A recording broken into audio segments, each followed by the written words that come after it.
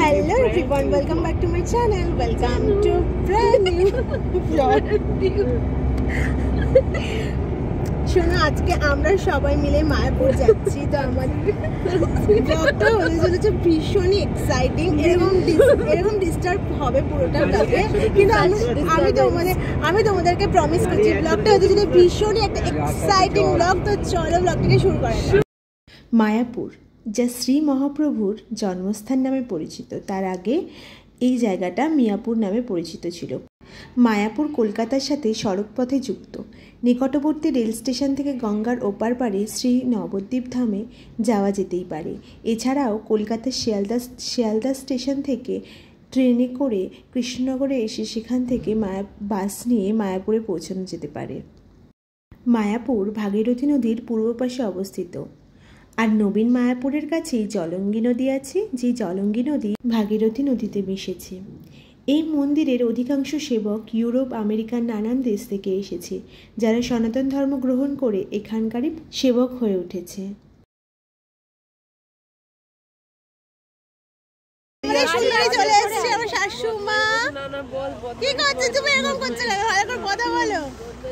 আর পেছনে একজন তার বরের সাথে কথা বলে যাচ্ছে।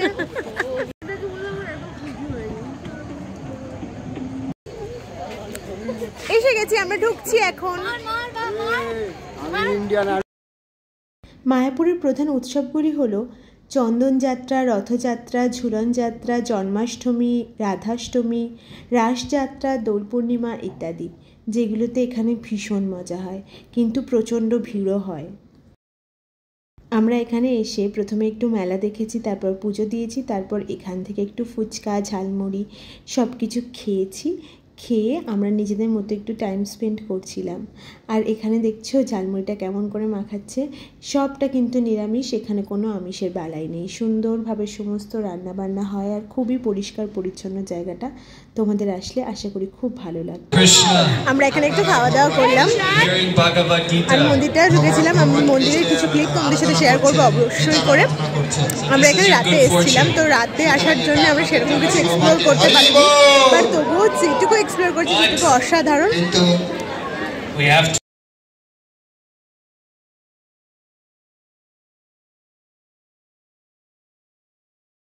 তোমরা কিন্তু 1-2 দিনের ছুটিতে এখানে আসতেই পারো।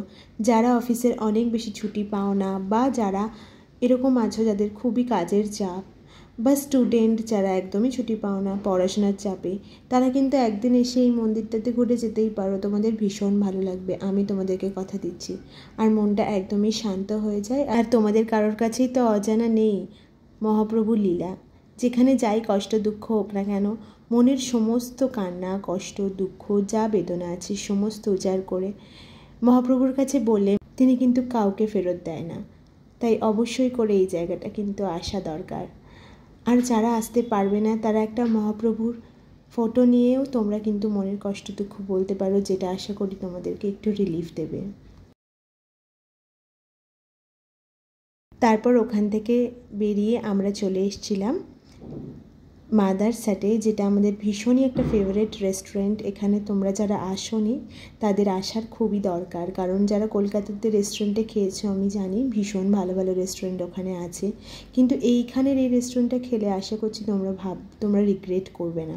আর এখানে এত সুন্দর এরকম জুয়েলারি পাওয়া যাচ্ছিলো, যে জুয়েলারিগুলো খুবই সুন্দর দেখতে ছিল। তো আমরা এখন মাদার্স হাটে চলে এসেছি। মাদার্স হাটে বসেছি, অনেক কিছু অর্ডার দিয়েছি খাবো বলে। তো চলো কী কী খাই দেখাবো। আর আমাদের অ্যাকচুয়ালি আজকে ইয়েতে মায়াপুরে থাকার প্ল্যান ছিল, কিন্তু কি বলো তো, ওখানে আমরা হোটেল পাইনি। আমরা তো আগে থেকে বুক করে যাইনি, আর এটা কোনো প্রি প্ল্যানিংও ছিল না কি যাবো, এমনি হট করে মনে হলো তাই চলে গেলাম। তাই জন্য চলে এসেছি।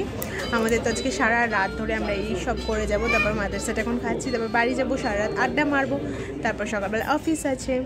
কী আর করা যাবে, লাইফটা বোরিং হতে যাবে না, লাইফে সবসময় ফান চাই, তাই না? তো চলো দেখতে থাকো, হেভি এক্সাইটিং হচ্ছে। তারপর মাদ্রাসাতে একটু এইসব খাবার দাবারগুলো খেয়ে বাড়ি চলে এসেছি। কেমন লাগলো ব্লগটা অবশ্যই করে জানিও। যদি কিছু ভালো লাগে তাহলে please do like, share, subscribe to my channel. Thank you for watching, love you all. যারা ফেসবুক থেকে দেখছো প্লিজ পেজটিকে ফলো করে দিও। Tata and bye. সবাই খুব ভালো থেকো।